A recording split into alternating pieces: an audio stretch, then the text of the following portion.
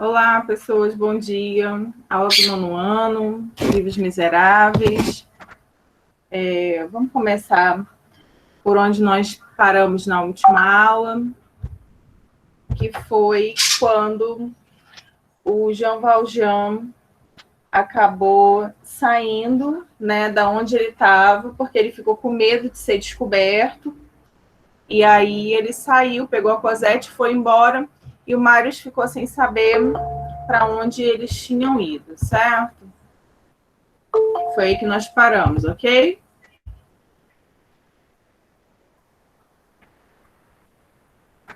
Pessoas. Ok.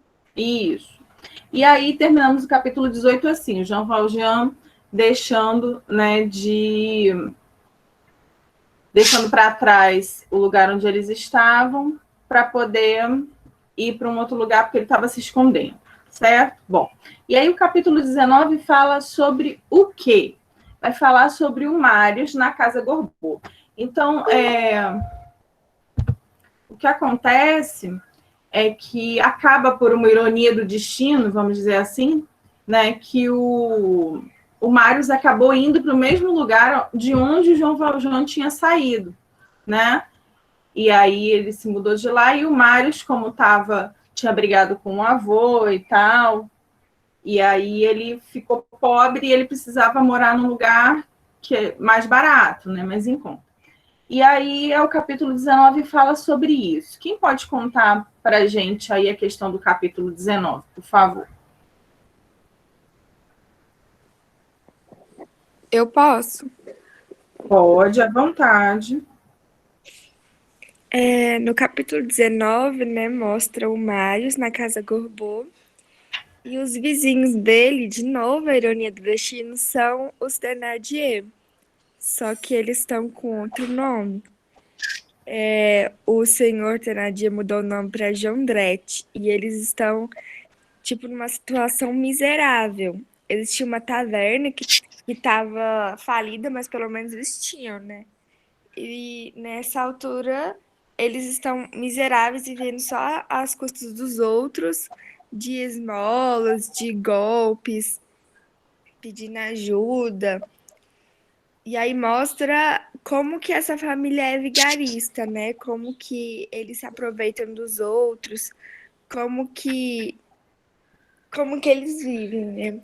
E aí o Marius, ele tá assim, tá pobre, tá passando dificuldade e ele tá desolado porque não consegue encontrar a Ursula, né? Que como ele chamou, a Cosette lá quando ele encontrava ela no parque lá de Luxemburgo.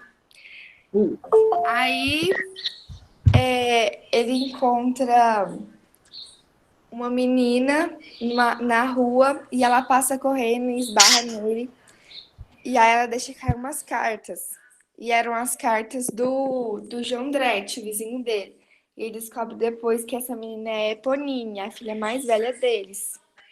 E aí a Eponine vai e chega na casa dele depois, entregando uma outra carta pedindo ajuda. E aí ele vai e devolve as cartas que ele tinha encontrado para ela. E ela fala para ele que ela sabia escrever e escreve num papelzinho na casa dele. Os tiras estão chegando. E aí ele fica assim curioso para saber como que é os vizinhos dele. Eles não sabiam que por ver ela, viu que passavam bastante dificuldade e aí tinha um buraco em cima da parede, assim, perto das vigas. Ele subia para poder ver. Quando olhou, era realmente miserável. Ele achava que estava no fundo do poço, mas não. Eles viviam assim uma situação bem precária. Tinham quase nada de móveis, tinha uma lareira, uma cama e uma cadeira de palha. Tinha a menina mais novinha, era Ezelma, e ela estava deitada na cama. E aí, quando ele vê, a Eponine tá correndo, chegando na casa, falando assim que ela conseguiu, que o filantropo tá chegando. E aí o Jondrette fica assim, entusiasmado, começa a destruir a casa, apaga a lareira, é, pede pra Zelma bater, quebrar a janela, e ela vai e quebra a janela e acaba machucando a mão, mostrando mesmo que eles, miseráveis, não, eles querem mostrar que ainda são mais para poder as pessoas ter dó deles e para que eles possam extorquí-las. E aí, quando o filantropo chega, quem que era? Era o Jean Valjean, né? Que tem outro nome. Eu não lembro qual que é o outro nome que ele adotou. E Eu acho aí, que era o nome de um general, alguma coisa assim, do exército. Ele tem 300 nomes. Vamos é, ver. Verdade. Eles chamam bem ele de filantropo, né? Deixa eu ver. Cadê? senhor não sei o que, tem um nome que ele adotou. Deixa eu olhar aqui, porque eu já não aguento mais o tanto que tem nome esse homem, pelo amor de Deus. Ele ficou com o nome do Fausto Levente também, mas não é, acho que O time Fausto Levante, alguma Fausto coisa. Levente, isso. É complicado, é muito nome. Esse homem, tanto que ele foge, ele tem de nome. Criatividade 10, esse homem, pra ter nome, gente. Vai lá, manda ver. Tá, ele tem um nome diferente aí. E aí ele chega e dá roupas para eles. E aí o Jondrette, que é o Thénardier, né, o senhor Thénardier, fica bravo, né? Mas ele finge que, nossa, obrigado, senhor filantropo, o senhor é muito generoso, tá? Mas ele queria dinheiro, né? Ele queria só estar aqui, senhor. E aí ele percebe. E aí a menina chega junto com ele, a Cosette. E aí o Mário se espanta. Nossa, gente, que tamanha coincidência, né? Aí chega os dois e ele descobre, né? A menina, onde estava a menina, que era o pai dela, o nome, possível nome. Que era. Ele dá outro nome ainda. Ah, mas depois. Na hora do golpe, que é lá que eles vão dar. Aí chega, o Jondrette descobre que o senhor era o cara lá que chegou na taverna deles e pegou a cotovia, a Cosette. E aí o filantropo, ele fica fazendo dozinha pro filantropo, falando assim, nossa, como eu sou miserável, minha filha tá com a mão machucada, tá com o aluguel atrasado, eu vou ser despejada daqui. Uhum. E aí, Fazendo chantado, né? sim, chantagem. E aí o Jean Valjean fala assim, não, pode deixar que às 6 horas eu vou trazer o dinheiro do aluguel para você. E aí, quando ele sai com a Cosette, o Marius corre atrás, mas quando ele vê, ele tá sem dinheiro, porque ele tinha dado 5 francos para Eponine. E aí ele teve que voltar e voltar, porque ele não conseguiria pegar um bonde com um pouco de dinheiro que ele tinha. Sim. Ele volta e começa a espiar de novo. E aí ele vê que o Thénardier lá, o Jondrette, tá planejando alguma coisa para o filantropo, para o Jean Valjean. Ele fala que tinha reconhecido ele, que aquele homem que chegou lá e pegou a Cosette e tal, e que eles estavam numa situação miserável. Aí a menina fala, a cotovia era aquela moça linda olhando com um olhar de generosidade para as minhas filhas. E aí eles estavam armando uma cilada para ele, pra poder extorquir. E aí vai o Marius, corre pra delegacia, né? Ele consegue ir lá. E aí quem tá lá? O Javert. E ele vai contar história pro Javert. E aí acabou o capítulo. Exato. Bom, foi exatamente isso que aconteceu. E aí a gente percebe que não acabam as emoções desse livro, né? Essa história ainda tem muita coisa para acontecer e ainda não acaba o tanto que esse Javé anda atrás, por acaso ou não, né? O tanto que o Javé toda hora está na história. E aí o Marius, né, acaba no finalzinho desse capítulo falando que recebendo duas armas, né, do Javé, e o Javé fala para ele, ele nunca desiste, exatamente. É igual o brasileiro, não desiste nunca.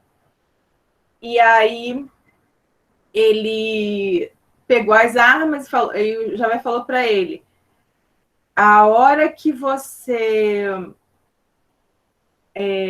achar que o negócio está ficando estranho, você dá o tiro pro alto que a gente entra e prende todo mundo, né? E assim acaba o capítulo. E aí ele falou para ele ficar tranquilo que quando ele desse o tiro, ele entrava e resolvia. Beleza. Capítulo 20 é uma armadilha para Jean Valjean, tá certo? E aí deu 6 horas no sino da igreja e já fazia meia hora que o Mário estava lá observando, né, lá do buraquinho que tinha na parede lá, entre o quarto dele e o quarto dos Fauchelevent, né? Do Fauchelevent, ó. Dos Thénardier.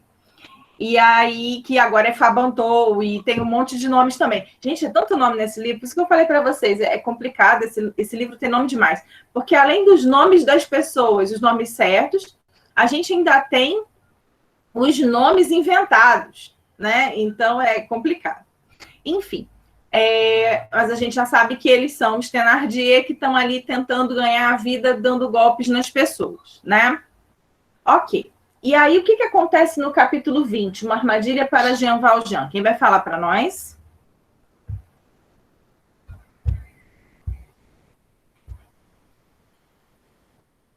Vamos. Quem vai? Pessoas. Vocês não leram, não, é?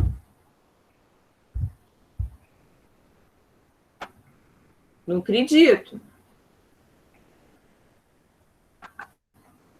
Então, vamos, Ana. Você leu, manda ver, então. Uma armadilha para Jean Valjean. São muitos detalhes. Vamos falar de uma maneira mais geral. Não, pode falar, porque os outros não estão tímidos, não querem falar. Tem a Laura também, que está quieta aí, não fala nada. O Marcelo. Marcelo, você não vai defender o Javert, não? Vamos. Marcelo não está aí, não? Capaz dele defender os Thénardier. Né? Capaz. Depois a Eponine também, né? Defender a Eponine. Vamos lá. Toda aula eu falo demais. Agora a gente está no finalzinho, agora é a vez de vocês falarem. Ok, você interagiu, mas eu quero alguém que conte a história. Vamos lá. Toda aula eu conto. Eu posso falar, eu acho. Então fale. Vamos. Não vamos perder tempo. No capítulo 20, né, o Marius, ele percebe que os Thénardier estavam a ponto de cometer um crime. Aí ele vai até a delegacia mais próxima e consegue o apoio de Javert, que pede que dispare um tiro quando flagrar as atrocidades do seu vizinho, para que este seja encurralado pela polícia. Eu tô falando um pouco quase no resumo também, tá? Porque faz um tempo que eu já li. Tá certo. Esse é o finalzinho do 19, vamos entrar no 20 agora. O Thénardier faz de Valjean de refém, pedindo para que o velho dê o endereço de sua casa para que a senhora Thénardier entregue uma carta a Cosette, que viria ver Valjean. Valjean coloca um endereço falso, o que faz com que a senhora Thénardier, depois de perceber que fora enganada, ordene para que mate o velho. Aí, depois de Marius fingir uma invasão da polícia, mas que era real, com uma carta de Eponine, filha do casal Thénardier, os bandidos tentam fugir, mas são pegos pela polícia. Valjean também desaparece. para o descontentamento de Javert. Isso, exato. E aí, o que eles fazem? Eles começam antes, né? Chegou até o final. Agora eu vou voltar um pouquinho só para alguns detalhes. O Thénardier, né? O tal do Fabantou, enfim, que tem o pai da Eponine. Jondrette, exatamente, o Jondrette. Vende os golpes para poder fazer os golpes. Isso, ele queria que o Jean Valjean comprasse um quadro, né? Porque ele achava que ele tinha muito dinheiro, ele chamava ele de benfeitor e tal, e ele queria dinheiro, né? Então ele armou uma cilada ali em que o Jean Valjean voltaria para trazer o dinheiro do aluguel e mais algum dinheiro para ele, para ajudar nas despesas. Segundo ele, não tinha dinheiro para mais nada, a mulher estava morrendo, enfim, a filha tinha machucado a mão gravemente e tal, nos capítulos anteriores. Então, nesse capítulo, eles vão armar essa situação, essa cilada. Então, e aí eles acabam. Aí o Thénardier tenta convencer o Jean Valjean a comprar um quadro, que ele diz que é valioso, que vale muito. E o Jean Valjean olhou o quadro e achou que o quadro não valia mais do que 3 francos, ou seja, muito pouco. E ele falou, não, por 100 francos a gente, né, eu vendo ele para você e tal, ele vale para mim tanto quanto as minhas filhas e tal, não sei o quê. E aí o Jean Valjean fala que não vai comprar o quadro, enfim. E aí ele fala, não, esse quadro aqui mostra, né, quando eu salvei um oficial na guerra, acho que coronel Pontmercy. E no caso, esse Pontmercy que ele salvou, era um oficial de alta patente, era o pai do Marius. Então, quando ele escutou isso, ele já sabia que tinha um certo Fauchelevent, que estava no testamento do pai dele, enfim. Pois é, e era justamente o Thénardier, e o pai dele queria que fizesse bem ao homem que tinha salvado a vida dele.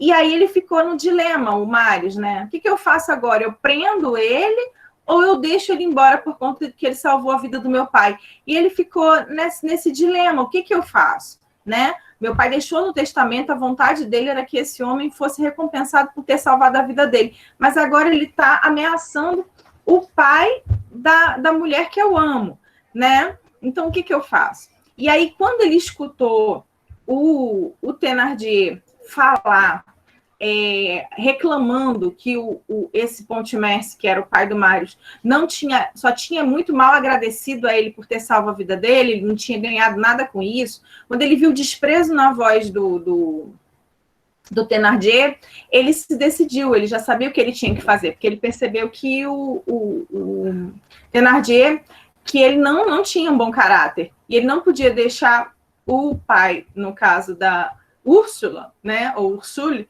que é o que ele acha que é o nome dela, da mulher que ele gosta, que ele ama, ser ali morto, né, enfim, por aqueles homens.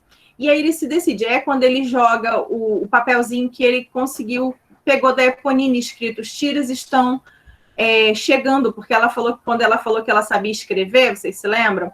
Falou, eu sei até escrever, aí ela escreveu lá, os tiros estão chegando, e esse papel ficou no quarto dele. Aí ele teve essa ideia, rapidamente pegou e jogou o papel. Quando ele jogou o papel pela fenda que tinha na parede, aí o Thénardier viu o papel, abriu, leu e reconheceu a letra da Eponine. Então ele falou, nossa, os tiros estão chegando. E aí aqueles montes de homens que estavam lá, que já tinham prendido o Jean Valjean numa cadeira e tal, já tinham amarrado ele, esses homens queriam fugir pela janela. Só que o Thénardier quis ir primeiro, né? Eu vou primeiro e tal, não sei o quê, enfim. Aí foi quando chegou o Javert. Isso, foi quando chegou o Javert. E aí prendeu todo mundo. A Eponine não foi presa porque ela não estava, né? Mas a mulher, o Thénardier e os homens que estavam ali ameaçando o Jean Valjean fugiram. Certo? Mas um pouquinho antes disso, o Thénardier também se apresentou a Jean Valjean, né? Ele falou assim, olha, você não está lembrado de mim? eu sou aquele homem lá da estalagem, você levou a cotovia e tal, você ganhou muito mais do que eu, não sei o que lá e tal. Enfim, e o homem falou, você está me reconhecendo para o Jean Valjean? Ele falou, não. Ele deve ter lembrado depois, né? Mas falou que não, nem sei quem você é e tal, enfim. E aí, conclusão, quando o Javert estava prendendo todo mundo, desculpa, o Javert estava prendendo todo mundo, o Jean Valjean, como diria o Mussum, se pirulitou. Foi embora, sumiu, fugindo, deve ter fugido pela janela, né? Enfim, e ele não foi preso. Beleza. Então, aí chegou o fim do capítulo, vamos ver onde terminamos o fim do capítulo. Vamos lá. Enquanto Javert se ocupava dos Thénardier, o prisioneiro aproveitou o tumulto e fugiu. No dia seguinte, Marius resolveu deixar a casa Gorbeau. Então, o Marius também resolveu ir embora de lá, certo? Porque ele não queria viver próximo a pessoas que, né, fossem mau caráter, né? Porque ele morava lá porque ele era pobre, não porque ele não tinha caráter ou porque... realmente, João Valjean tem... assim, depois que a vida dele mudou, né? Depois que ele fugiu a última vez, vamos dizer assim, do barco, parece que a vida dele deu uma guinada, assim, deu uma sorte, que toda hora ele consegue fugir, né? Porque antes ele era pego toda vez. Mas claro que eu imagino assim, é como se ele tivesse que fugir para cuidar da Cosette, entendeu? Então eu entendo que é como se o destino, o universo, enfim, tivesse conspirando a favor dele para que ele pudesse cuidar da Cosette, certo? Então eu faço essa interpretação do porquê que a sorte dele mudou, né? Antes ele estava... Sim, ele estava fazendo por uma boa causa, exatamente. Então ele estava cuidando ali da Cosette e se dedicando a ela, enfim. E é como se o universo conspirasse a favor dele para que ele pudesse cumprir a promessa que ele fez para Fantine, né, no leito de morte. Com certeza a gente não sabe o que ele falou, mas a gente imagina que ele tenha prometido que iria cuidar dela, certo? Que é o que ele tem feito, cuidado dela o tempo todo, né, incondicionalmente, tudo... fazendo de tudo para que eles não sejam pegos e ela não seja levada, né, para um lugar, um orfanato, enfim, para ser abandonada. E aí, no final deste capítulo, né, fala sobre... fala que o Marius, ele foi morar com o Courfeyrac. Acho que é isso. Courfeyrac. Isso. Que é um amigo dele. Né, os nomes são difíceis, Courfeyrac, que é o amigo dele, ele foi morar com esse amigo porque ele já estava lascado mesmo, o avô dele abandonou ele, não quis saber dele, enfim. E aí ele foi morar com esse amigo, e que tinha se mudado também de um outro lugar por razões políticas, enfim.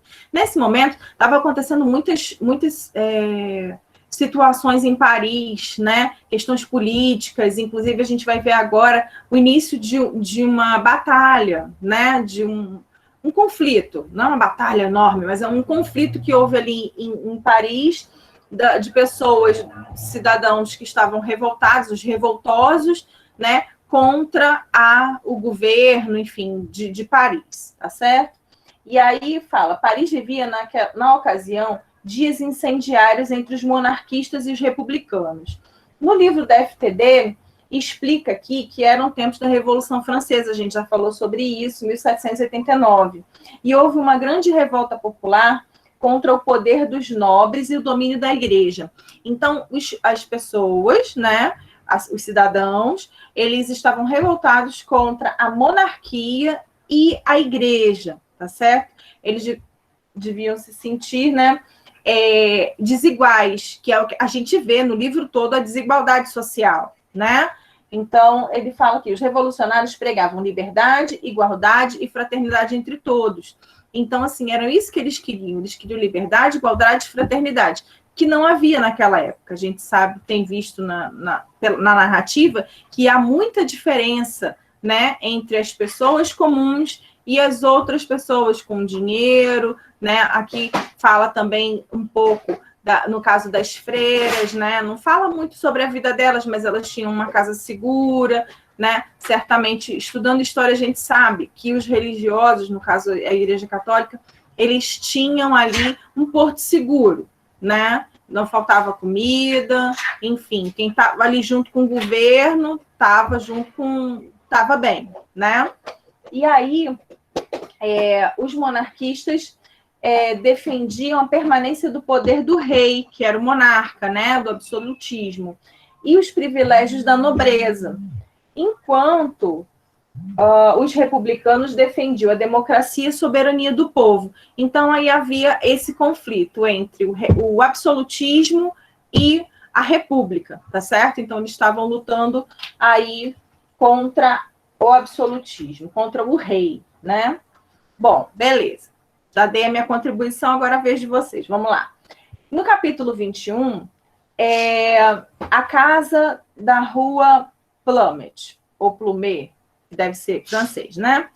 Novamente, tudo se tornava obscuro para Marius. Quando pensou que teria por perto a jovem que amava, o vento a levou mais uma vez, né? Então, ele não sabia por onde recomeçar a buscar por ela.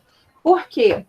Não sei se vocês se lembram, no capítulo anterior, ele pediu para Eponine seguir, né, o Jean Valjean e ver para onde que ele estava indo e descobrir onde eles estavam morando, né? Só que deu aquela confusão toda, Eponine não voltou, né? Prenderam os pais dela e ele saiu da casa Gorbeau. Então ele não encontrou mais Eponine, nem tinha chance de encontrar, nem esperança de encontrar mais com ela, e nem com o pai dela, porque tinha fugido, vai saber para onde que ele tinha ido, né?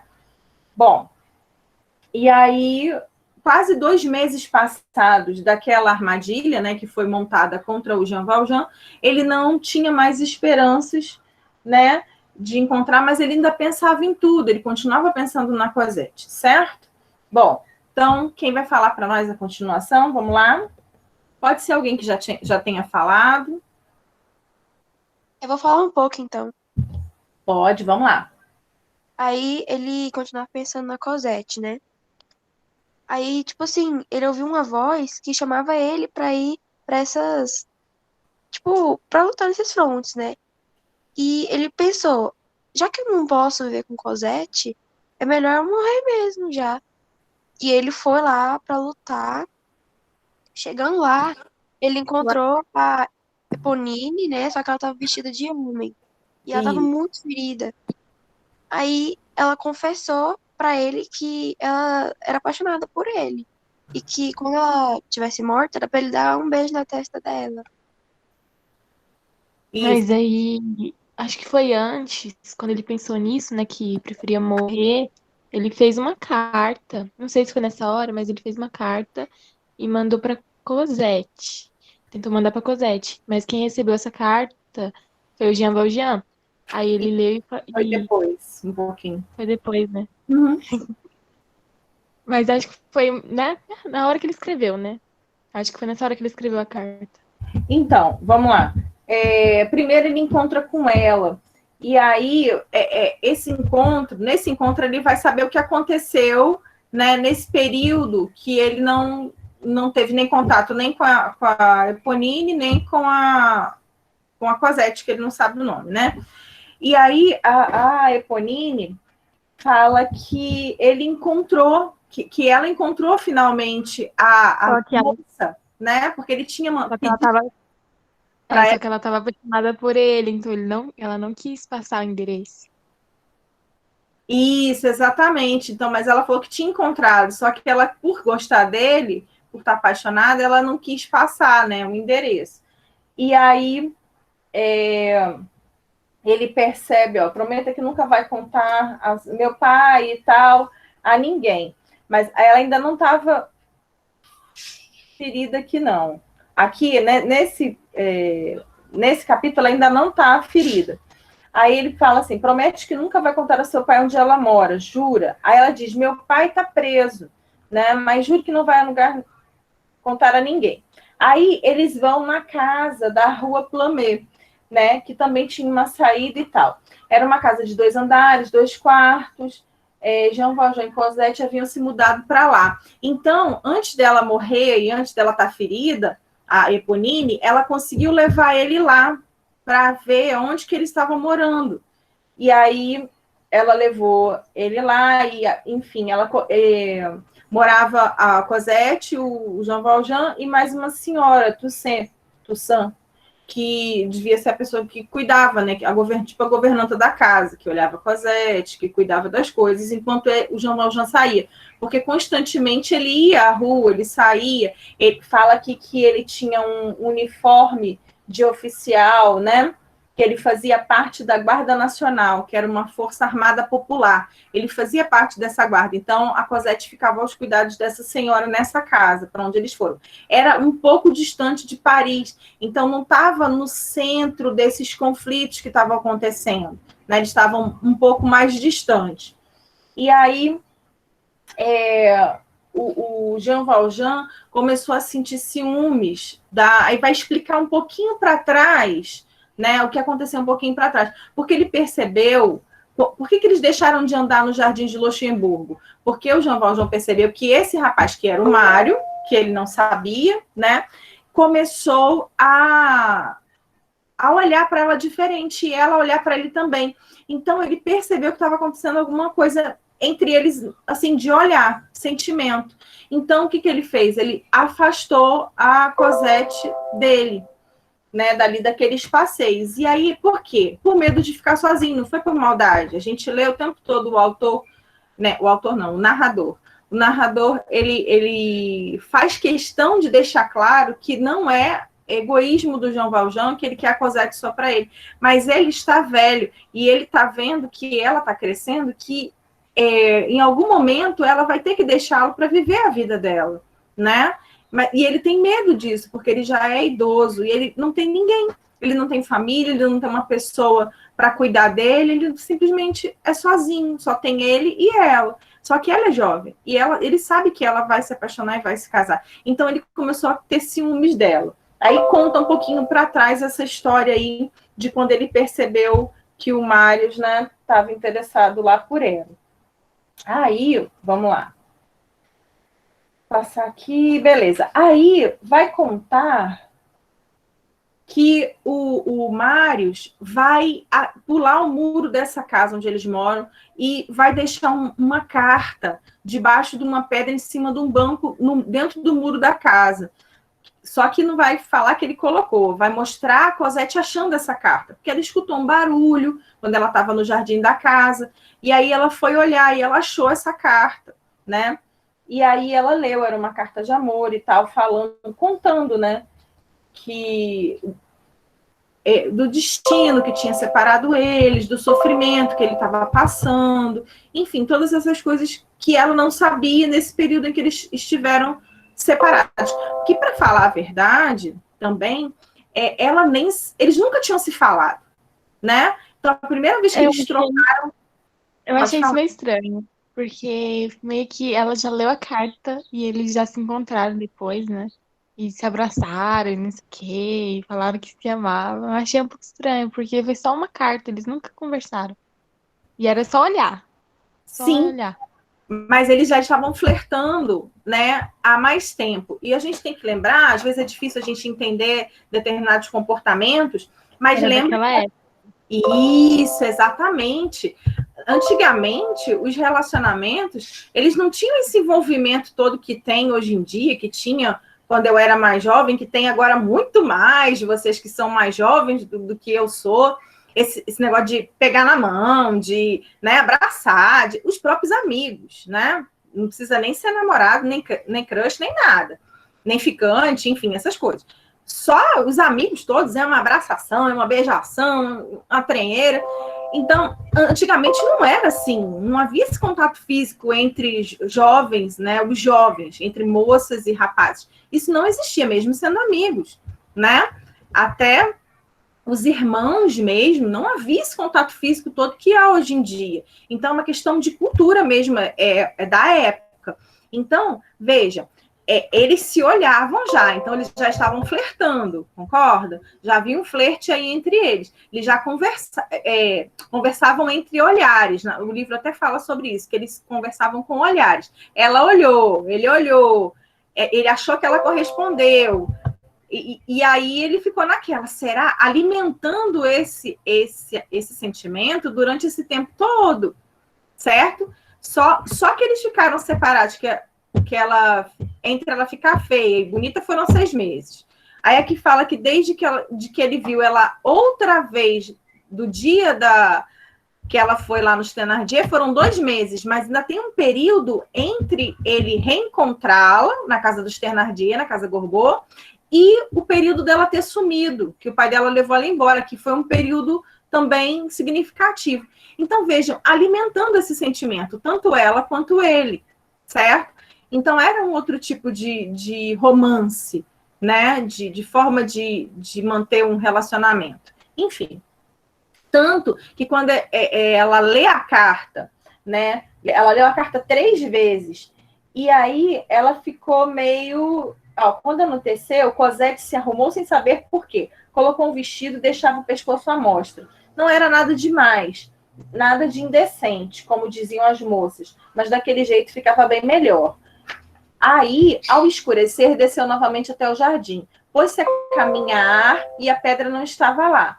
Sentou-se ao lado, colocou a mão sobre ela como se quisesse agradecer. De repente, teve a impressão de que havia alguém atrás dela. Quando girou a cabeça, era ele. Aí ele vai sentar, ele vai explicar tudinho, ele vai contar que ele estava pulando direto lá, observando a casa. Então, quer dizer, ele já estava ali na esperança de encontrar.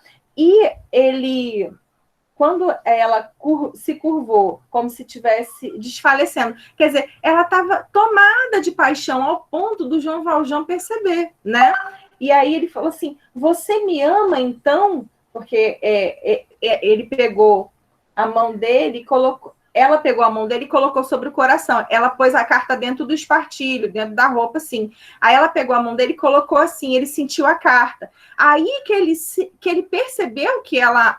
amava ele. Até então, era um amor que ele nem sabia que existia. É como se ele alimentasse um amor impossível. Ele não sabia. Que é o negócio do amor Amor platônico. platônico.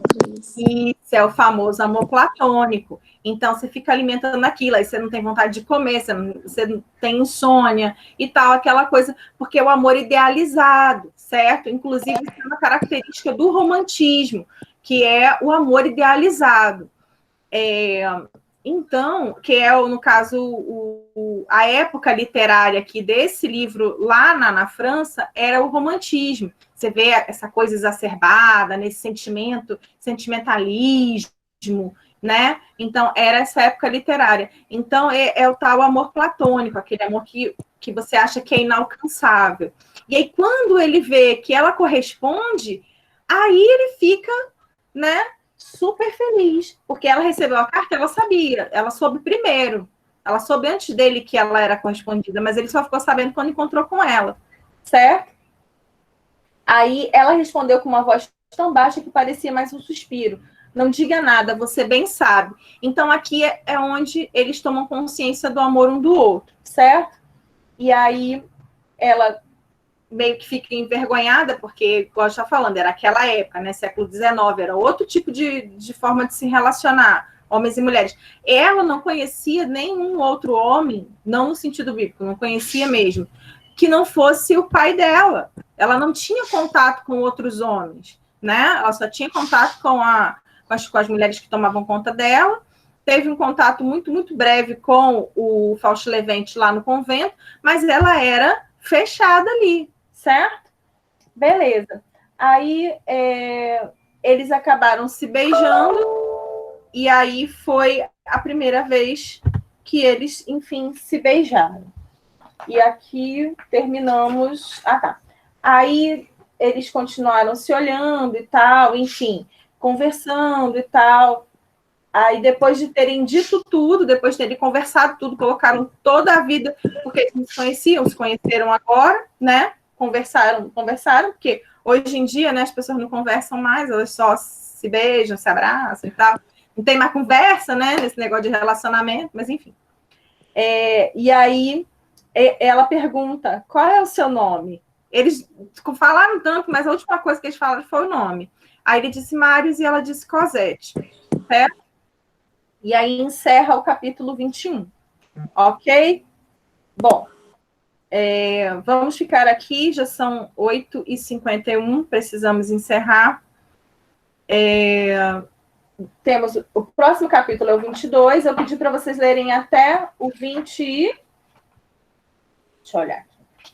Pedi para ler até o 23. Foi? 23. Ok.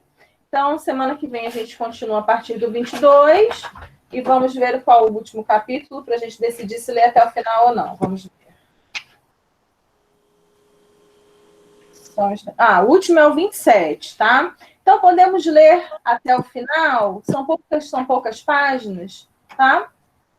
Então, vamos ler aí do 24 ao 27, ok? Para a próxima aula. Provavelmente, a gente não consiga terminar na última aula até o 27, tá? Porque ainda tem... Esse final é cheio de detalhes, tá bom? Mas leiam até o final, porque a gente já fica sabendo a história toda. E aí, a gente leva mais, no máximo, a próxima aula e mais uma para encerrar. E aí, a gente entra no próximo livro. Tá certo? Tudo Tá bem? certo. Por aí? Tá bom. Alguma pergunta? Nenhuma. Nenhuma?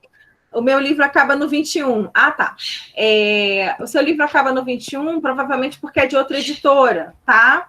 Aí os capítulos foram meio que aglutinados. Não tem problema, lê até o final, tá certo? A versão do Valci. Ok, deve ser. Não tem problema, não. Lê até o final, porque a gente vai falando a história, o que a gente vai conversar aqui vai ter só um pouco mais de detalhes do que tem no seu, mas a história é exatamente a mesma, tá certo? Não precisa preocupar, não. Pode ler até o fim, tá certo? Mais alguma pergunta? Não, pessoas? Então, vamos nos despedir. Beijos para vocês, uma excelente semana, tá certo? Bebam bastante água, porque o clima está muito seco, tá bom? Tchau, saudade. Tchau, Você também. Tchau, Dani. Até mais. Beijos, cuidem-se, usem máscara, álcool gel, lavam a mão. Beijos, tchau, tchau. Tchau. Tchau.